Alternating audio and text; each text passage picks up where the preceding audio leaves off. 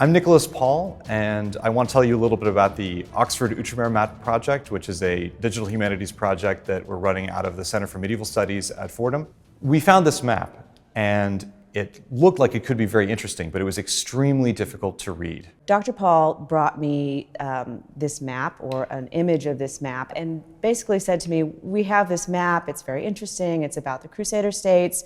I'm not quite sure what we might be able to do with it. We had a student there who was very proficient in Photoshop. She took the image of the map that Dr. Paul had provided, and within about 30 minutes, she had taken it from something that was pretty illegible to something that was rather clear and that just gave us a whole new vision of what this map might tell us. So even if you don't know anything about the Crusader states, you can look at this map and get a sense for what's important.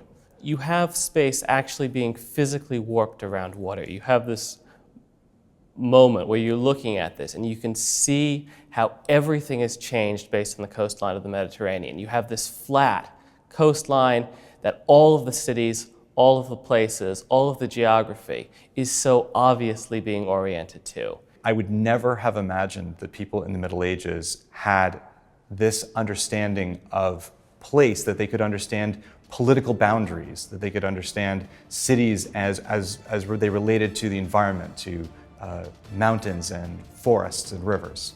And you have this moment when this idea of the Mediterranean as this force in the human past really shines through this text.